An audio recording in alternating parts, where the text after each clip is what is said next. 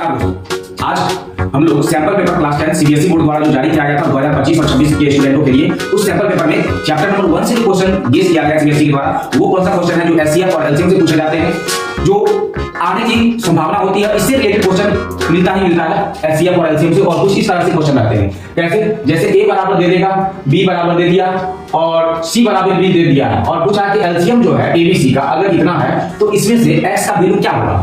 अगर आपके पास a बराबर दिया हुआ है a का पावर 2 इंटू 3 का पावर x, और b बराबर दिया है 2 का पावर 2 इंटू 3 इंटू 5, c बराबर भी दे रखा है 2 का पावर 2 इंटू 3 इंटू 7। एलसीएम इसका अगर निकालते हैं तो कैसे निकालते हैं? सबसे पावर कम बढ़ा देते हैं, और नहीं अगर वो भी नहीं याद है, कुछ नहीं याद है, तो देखिए कैसे बनेगा।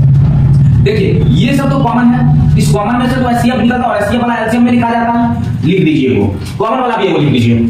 अब देखिए इस दोनों में क्या कॉमन है? इस दोनों में 3 कॉमन है, तो ये भी लिख दीजिए। इस दोनों में कोई कॉमन नहीं है, तो ये कोई कॉमन है, तो ये भी लिखा था एलसीएम में, और यहाँ ये भी लिख दीजिए।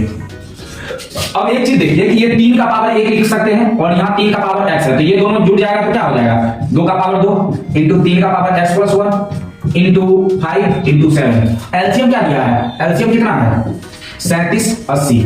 अब इस 7 बचे 35 का, और 2 दूनी 4, 35 चौके कर लीजिए, या नहीं तो इस सब को उठा के इधर रख दीजिए। ये 2 का पावर 2 तो 4 बन जाएगा, इंटू 5 इंटू 7, ये खत्म, ये पूरे खत्म।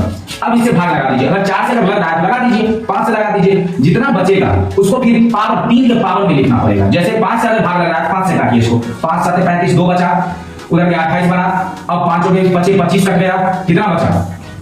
3 बचा, 5 30 कट गया, 5 7 35, 2 बचा, 5 6 25, 3 बचा और 5 30 कट गया। अब देखिए तो ये क्या 7 से कट रहा है?